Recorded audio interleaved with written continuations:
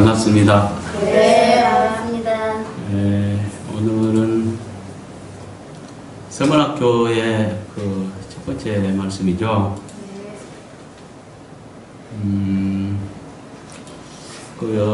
계시록 2장, 3장에 보면은 이제 그 7교회가 있는데, 7교회, 정확히 말하면 목자들에게 전하는 주님의 메시지입니다. 근데 이제, 그 중에 우리가 보기에 다들 칭찬이 있고 책망이 있는데, 그 중에 책망이 없는 곳이 딱 두 군데 있죠. 여섯 번째 메시지, 교회, 여섯 번째 교회인 빌라델피아 교회의 목자에게 전하는 음성에 보면은 거기 칭찬만 있고 책망이 없어요. 그렇죠?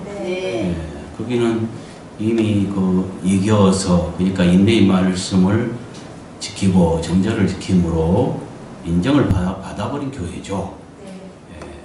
그래서 거기는 칭찬만 있고 책망은 없습니다. 그런데 지금 오늘 전할 말씀인 서문학교회에도 얼른 보기엔 책망이 없어요. 그렇죠?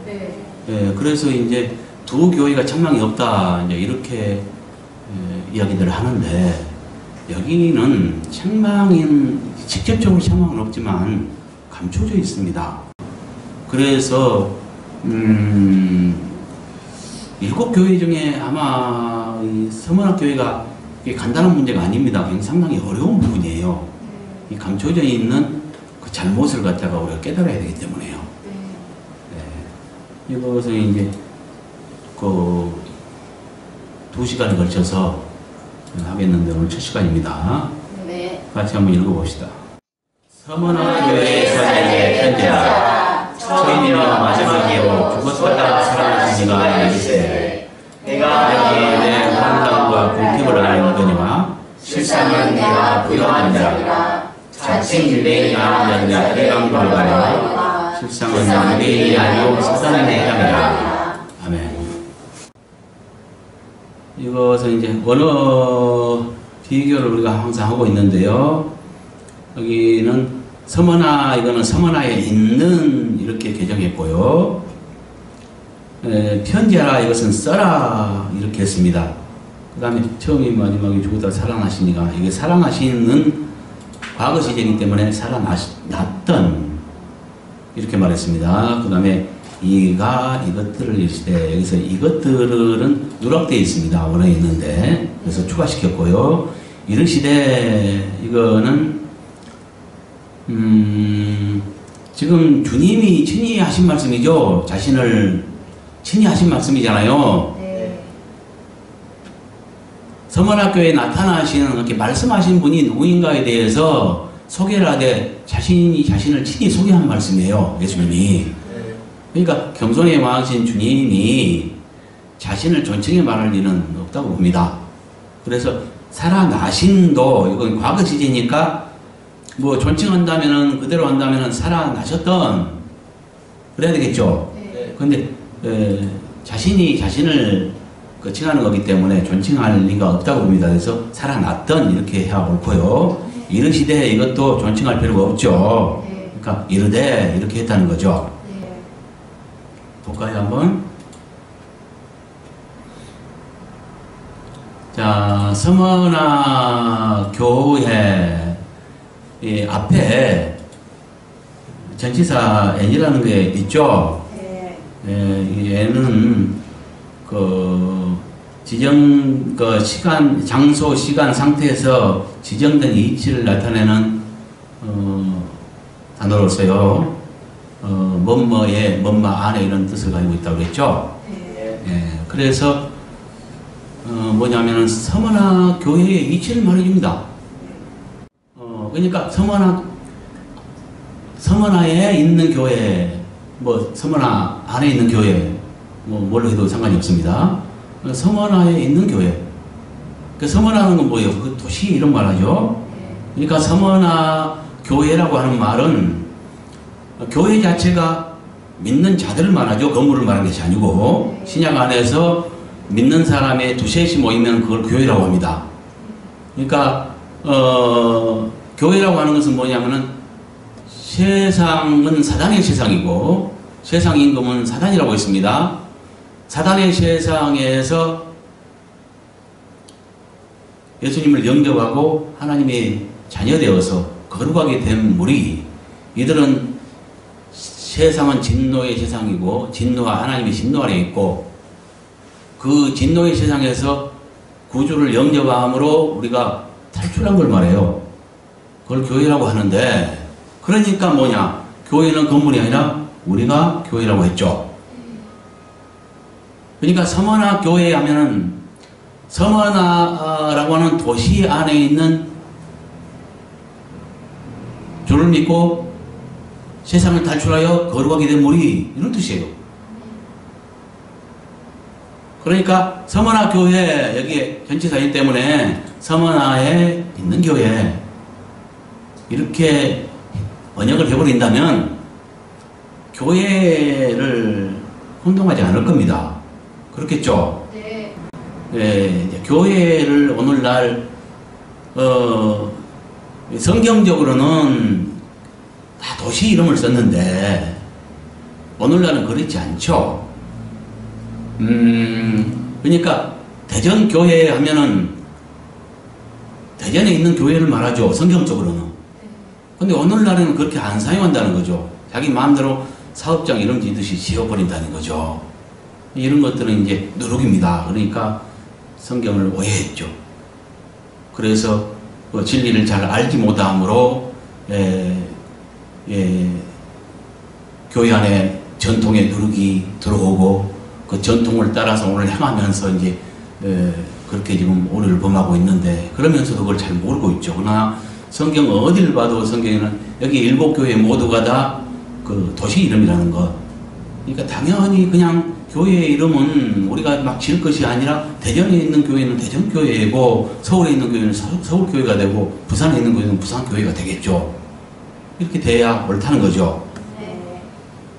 그러니까 이것을 바로 해석을 해놨다면 교회에 대해서 따로 이렇게 힘줘서 설명할 필요가 없죠. 서문학교회는 뭐야? 서문학에 있는 교회 목자에게서 그건 서문학교회를 말한다는 거죠. 이해가죠? 네. 그 다음에 이제 편지하기를, 이것도 이제 설명을 그 에베소 교회 할 때 이미 드렸습니다. 이 뜻은 새기다, 기록하다, 쓰다 뭐 이런 뜻이라 그랬죠. 근데 이제 편지하라, 편지하기를 이래 버리니까 어떤 운동을 가져오냐면 자, 이걸로 볼까요? 자, 1절에 에베소 교회 사자에게 편지하라, 편지하라 이렇게 개정이 됐네요. 편지하라 그랬고, 8절에는 서머나 교회 사자에게 편지하라 그랬고, 12절에는 버가모 교회 사자에게 편지하라. 그 다음에 18절에는 두아디라 교회 사자에게 편지하라. 벌써 2장에만 해도 4번 그 사자들에게, 사자는 목자를 말한다고 얘기하세요. 네. 그래서 4번 편지하라 이런 말이 있어 버리잖아요. 네. 그러면 1절부터 7절까지는 에베소 교회 사자에게, 목자에게 보낸 편지 같고 우리가 느끼기에 그렇게 느껴지잖아요. 네. 그 다음에 8절부터는 서머나 교회 사자에게 한 편지 같고, 네. 또 12절부터는 버가모 교회 사자에게 한 편지 같고, 아까 18절입니까? 거기서부터는 두아디라 교회 사자에게 한 편지 같고, 이렇게 느껴진다는 거죠. 그렇게 착각을 해버려요. 그렇죠? 네. 이 뜻 그대로, 그냥 순수한 뜻 그대로 써라 이래버리면 네.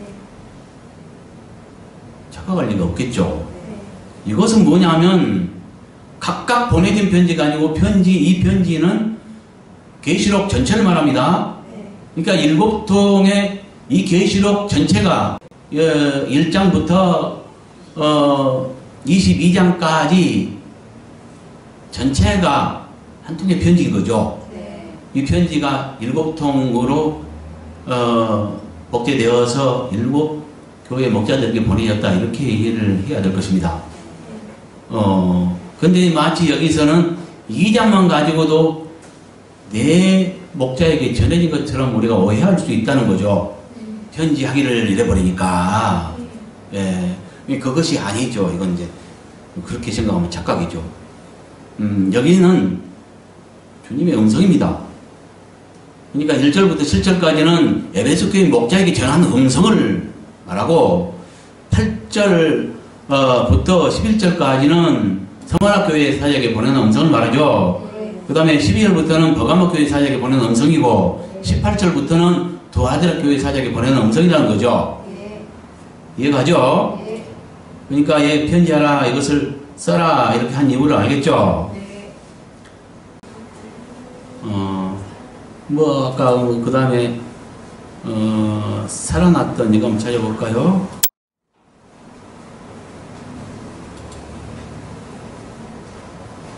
살아나신 이것은 과거 시제죠. 그러니까 살아났던, 그러고 이제 본인 자신을 스스로 지칭한 것이기 때문에 존칭을 하지 않았다는 거죠.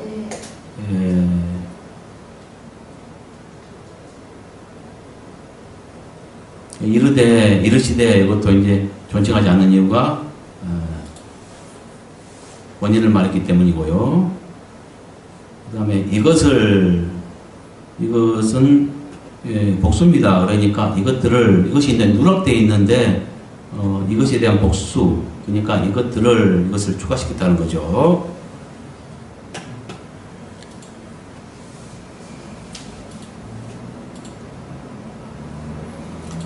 자, 분석하면 서머나교에 있는 교회의 사자에게 써라. 이것은 어디에 있는 누구에게 써라고 명하시는 것에 대한 설명이죠?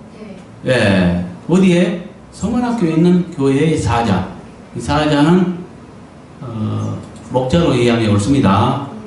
어떤 성경에는 이제 천사로 말하기도 하고 뭐 시부르군이라고 말하기도 하고 여러 가지로 이제 썼는데 뭐 전달자라고 쓰기도 하고 그런 의미도 가지고 있습니다만은 여기서는 목자라는 것이 분명하죠. 언어상으로 천사에 가깝다 할지라도 천사는 뭐 심부름꾼, 전달자 뭐 이런 뜻을 가지고 있습니다. 그러니까 그렇게 이해하면 될 것입니다. 그래서 여기에 이제 사자는 그러니까 그 천사로 이렇게 풀이되는 엥겔로스가 쓰였지만 정황상 앞뒤 문맥을 볼 때 서머나 교회에 보내진 편지이고 그 대표자에게 보내서 잘한 점을 칭찬도 하고 못한 점 책망도 하잖아요. 그런데 천사에게 그런 말을 하겠어요? 칭찬도 하고 책망도 하겠어요? 말이 안 되죠. 그러니까 옳게 해석을 해야죠. 그렇죠? 예. 그 다음에 처음이며 마지막이요 죽었다가 살아났던 이가 이것들을 이르되 이것은 쓰라고 명하신 예수님 자신을 어떤 모습으로 소개하셨는가에 대한 설명이에요. 정답은? 해답은? 처음이며 마지막이요 죽었다가 살아났던 이가 말씀하셨어요. 그렇게 소개됐죠. 처음은 뭘 말할까요? 만물들이 처음을 말하겠죠. 그러니까 하나님께서 지으셨고 말씀으로 말미암아 지으셨습니다. 이렇게 이해하십시오. 그러니까 누가 지으셨냐면 근본 하나님이 지으시되 말씀으로 지으셨어요. 그래서 말씀 없이는 창조된 것이 아무것도 없어요. 이해갑니까? 네. 근본 주체, 천지 창조의 주체는 누구냐? 하나님 아버지시죠. 근데 그분은 말씀으로 창조를 하셨어요. 창세기에 봐도 있어라 하니까 있어버리고, 그렇죠? 없는 것들을 있는 것처럼 불렀다고 말하잖아요. 네. 뭘로? 말씀으로 창조했고, 말씀으로 유지 지탱하시고, 그래서 말씀 때문에 지금 존재하고, 말씀 한마디로 나중에 날려버려요. 알겠어요? 네. 그러니까 여기 이제 처음이요, 이것은 만물들이 처음인 걸 말해요. 이건 골로새서에 말해요. 만물보다 먼저 나신이라고 말해요. 태어나다 이런 뜻이거든요. 만물보다 먼저 태어나신 분, 이런 것을 말해요. 그 다음에 마지막이요, 이건 뭘 말해요? 그분은 알파이시고 오메가이시다. 저번에 그걸 설명드렸죠. 그 알파 오메가는 그 이제 헬라어의 알파는 시작, 그 알파벳 시작이기도 말하고, 그 오메가는 끝을 말하는데, 그것은 단순히 처음과 끝말을 말하는 것이 아니라 한 묶음 단위의 시작과 끝을 말한다 했죠. 이게 어떤 시간 속에 있는 이 역사를 시작하셨으면 그 진행이 있고 끝이 있다고 했잖아요. 묶음 단위. 그러면 말하지 않아도 진행이 있는 것입니다. 그렇죠? 여기서 이제 처음이며 마지막이요 했는데, 처음도 만물의 시작, 처음 되신 걸 말하고, 마지막도 말씀으로 인해 끝낼 것입니다. 그래서 마지막이라고 이렇게 표현을 하고 있죠. 죽었다가 살아나시는 이제 육신을 가지고, 말씀이 육신을 입고 살과 피가 있는 인간의 모습으로 이 땅에 오셨다가 그 대속제물이 되기 위해서 십자가에 양팔을 벌고 돌아가셨죠. 그래서 3년 만에 부활하셨는데 그것을 지금 말하죠. 그러니까 그런 기준으로 지금 말하고 있는 거죠. 죽었다가 살아나시니까 이것들을 말하되, 그러면 이제 처음이요 마지막이며 죽었다가 살아나시는 말할까? 이것이 무엇 때문에 이렇게 말할까요? 항상 말씀은, 이게 나타난 모습은 그 교회의 형편과 관계에 있다고 했죠. 에베소 교회도 그랬죠. 그 별들을, 오늘 선생님 별들을 붙잡고 등대들 사이를 거니신 이로 나왔죠. 그것은 빛을 잃은 교회, 다시 말해서 최상의 사랑을 잃을 때 그 참 빛을 발산할 수 있는 기능을 상실해 버린다 했죠. 그래서 이제 그 별을 붙잡고, 그 별은 목자를 말한다 했죠. 이렇게 목자들을 붙잡고 별로 상징된 목자들을 오른손에 붙들고 등대로 상징된 교회들 사진을 거니신 이로 나타나셨어요. 그러니까 교회들을 다스리시는 분, 행정하시는 분, 이런 분으로 나타나는 거예요. 왜냐하면 문제가 생겼거든요. 그러니까 하나님 사랑에 대해서 문제가 생겼기 때문에 그 목자를 다스리시는 그 주님의 모습으로, 주님과의 관계에 이상이 생겼기 때문에 그 모습으로 나타나시는 거란 말이죠. 이해갑니까? 여기서는 죽었다가 살아났더니 이렇게 지금 말씀을 한단 말이에요. 처음이며 마지막이 있다면, 마지막이라는 것은 뭐예요? 시작과 끝. 그러니까 모든 만물의 시작이면서 주인이 되면서, 시작했으니까 주인이 되죠. 마지막이니까 심판자이기도 하시겠네요. 그러면서 그런 게 막강한 권세를 가지신 분, 이런 걸 또 생각할 수 있고요. 죽었다가 살아났다는 것은 뭘 말해요? 죽어도 산다. 왜냐하면 이거는 정말로 죽을 지경인, 이 목자는 너무너무 힘든 죽을 지경에 있거든요. 좀 이따가 보시겠지만 강고와 애굽으로부터는 환란이 있었어요. 너무너무 힘들어요, 그게. 그러니까 이런 모습으로 나타난 거예요. 그러니까 뭘 암시하냐면은, 너 죽겠냐? 그래도 죽도록 충성하래요. 그러고 부탁하잖아요. 죽도록 충성해야 생명의 멸류관을 준다 하잖아요. 나도 죽었던 사람이다. 나도 죽었던 자다. 근데 죽어도 살아. 그러니까 죽음을 두려워하지 마라. 이런 것이 암시되어 있는 거죠. 이해갑니까? 예. 그래서 이것은 뭐냐면은, 이 모습은 쓰라고 명하신 예수님께서 어떤 모습으로 소개하시는가에 대한 설명, 그 해답은 처음이며 마지막이며 죽었다가 살아났던 이가 이것들을 이루되, 그러니까 죽었다가 살아났던 분으로 말했다. 그 이유는 죽을 지경에 있는, 정말로 힘든 가운데 있기 때문에 주님이 자신도 죽었다가 살아났던 분으로 소개했다. 그러니까 죽어도 다시 산다는 것을 암시하고 있고, 그러면서 죽기까지 충성할 때 생명의 멸을 주겠다고 그렇게 약속하고 있다는 거죠. 이해갑니까? 뭔 말인지? 다 연관성이 있죠? 예, 여기는 그래서 이렇게, 이 부분은, 뭐가 되겠어요? 누구에게 전하는 음성인과 말씀하신 분에 대한 소개를 하고 있다는 거죠. 8절이. 그 다음에 9절 볼까요? 야, 언어 비교를 하면 여기는 뭐 큰 문제는 없습니다. 근데 유대인, 이거는 복수입니다. 안 찾아볼게요. 이제 믿으세요. 예, 유대인은 이제 복수이기 때문에 유대인들이라고 했습니다. 그럼 이제 여기도 뭐 읽어봐도 뭐 별 차이는 없겠죠? 여기만의 차이가 있죠. 그냥 넘어갈게요. 그러고 분석을 해보면 내가 내 환난과 궁핍을 알거니와 이건 뭘 말하냐? 서문학교의 목자가 예수님께 아심받은 것들이 무엇인가에 대한 설명. 여기는 아심받고 인정받은 이런 게 아니에요. 예, 아심받은 것에 대한 설명이에요. 아심받은 게 뭐예요? 환난과 궁핍이네요. 그렇죠? 예. 그 다음에 그렇게 여기는 이것도 표제와 같습니다. 에베소도 그랬죠? 먼저 아심받은 것들이 무엇인가를 쭉 열거한 다음에 거기에 대한 상세 설명을 다시 했죠. 여기도 마찬가지입니다.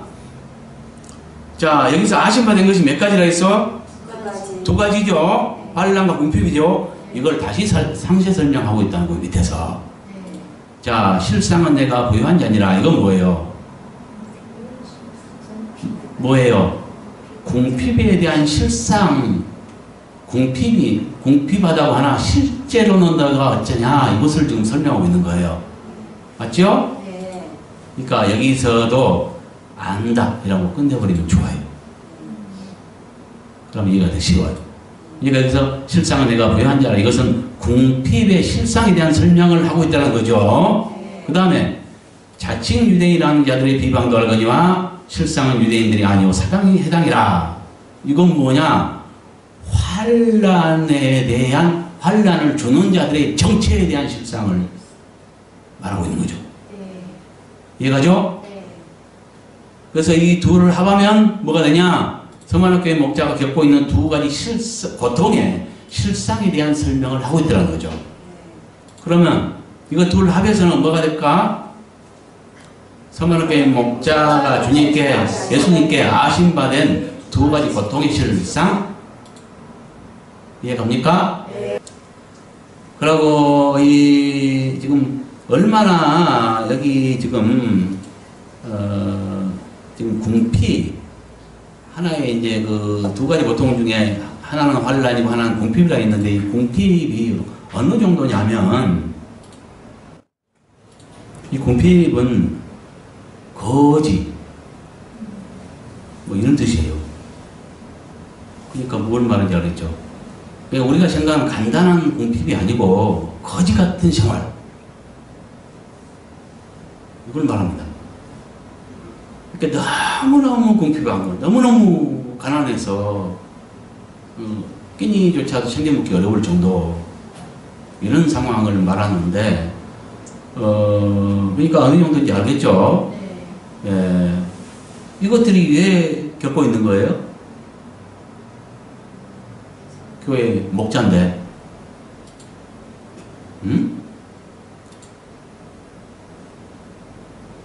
왜 겪고 있는 거예요? 와, 이 복음을 위해서 그렇잖아요. 하나님의 나라와 복음을 위해서. 응? 그게 아니라면 아이 노동하고 일해서 얼마든지 더 잘 살 수 있겠잖아요.